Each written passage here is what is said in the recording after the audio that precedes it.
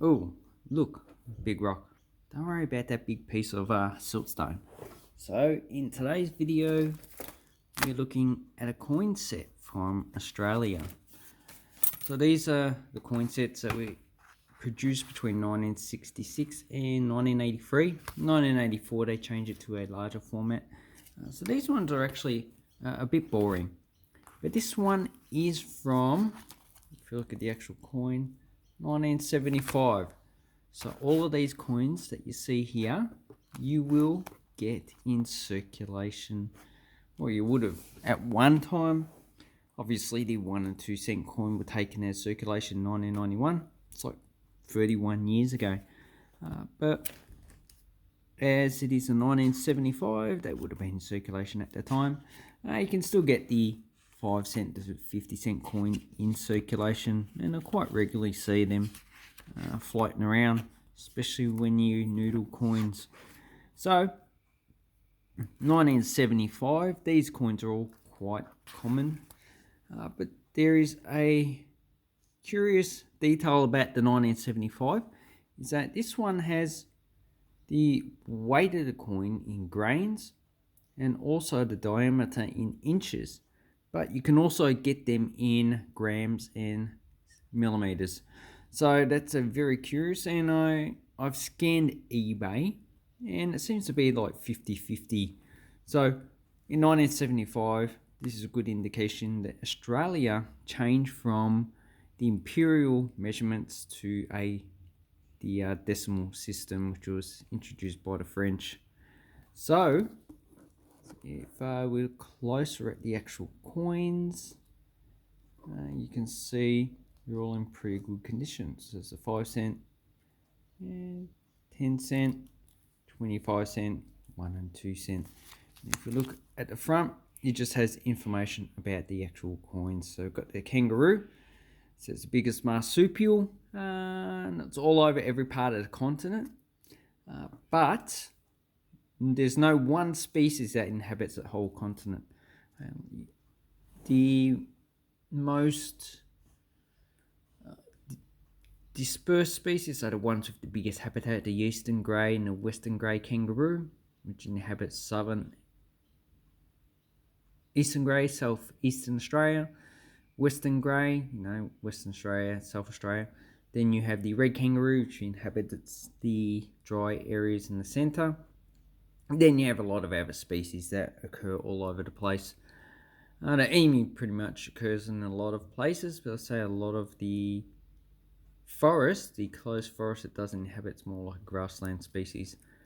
Platypus, that inhabits South Australia, Tasmania, Victoria, New South Wales, to Queensland. Doesn't occur in Western Australia or Northern Territory. And these coins are produced by Stuart Devlin, who passed away a few years ago. And as you can see, they're even the 1 and 2 cents quite good. And you've got frill-necked lizard on the 2 cent. Doesn't occur in Victoria. And dry areas, feather-tailed glider on the 1 cent. The echidna on the... So the echidna's short-beaked occurs in pretty much all habitats, from the mountains to the desert. So that's pretty much the only animal on these coins that occurs all over Australia. And the lyrebird, which occurs in Queensland to Victoria. It's in King Lake, you can actually find quite a few of them. So the mintage figures for 1975 1 cent is 134 million. 42 cent is 33 million for Canberra, and 66.97 million for Perth Mint. But there is no different mint mark, so you can't distinguish which coin's which. Okay, for the 5 cent, we have 44.25 million. For the 10 cent, we have 50.9 million. 50.9, so very common coin. The 20 cent, we have 53.3 million for 20 cent. And the 50 cent, we have about 19 million. So I'm using the Renix catalogue while I'm doing these videos. Yeah, 19.1 million. So that's the lowest minted of the lot. Very easy to get in pretty high grades. I usually chuck them back unless they're pretty much uncirculated. And okay, so if you look at the detail, you can see there's some damage on the actual side. So yeah, there's a lot of damage on the actual coin. So it could be that, you know, someone's actually spent this in the past and replaced it with another 50-cent coin, or people have just been touching it like I'm doing it now. Or you can see some damage. Or it could be that when I'm minting these coins, the coins that come in this were pretty much just taken out as a standard stock of minted coins. So let's have a look at that one. You can see that the milling is actually quite good on that. There you go. And if we look at the eye line, you can see the eyebrows. So I'm talking about the on top of the eyebrows. So I've read about that before. Not all 20-cent coins do have it, but I'll look into that and make more detail. You can see it's starting to tone. So this is probably PVC. So, but anyway, I only got this for like $15. But in general, you're going to pay probably at least $30 to $40 for one of these coins sets.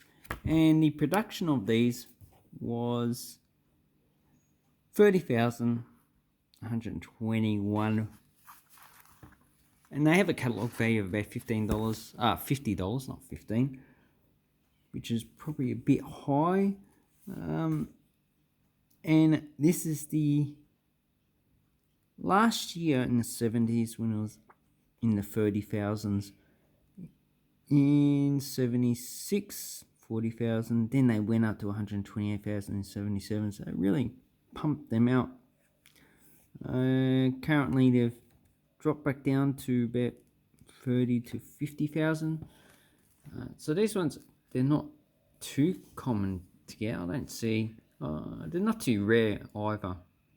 Not like the 1988, which 240,000. That's very common to get. So it's quite a nice set.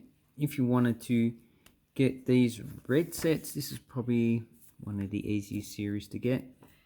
The harder ones to get is the 70s, especially 1966, which has quite a few different types of sets, and 1969, mainly just because they're pretty expensive. So if you wanted to get a whole set from 1966 to 1983, you're probably paying at least probably $1,000 to $2,000, depending on where you get it from. Anyway, thank you very much for watching my video. Yeah, I think they could have actually done something better with these sets at the time. And let me know what you think about these coin sets, if you like them or hate them. If you like the coin sets that they currently produce now. Anyway, thank you very much and have an awesome coin and banknote collecting time. Thank you and goodbye.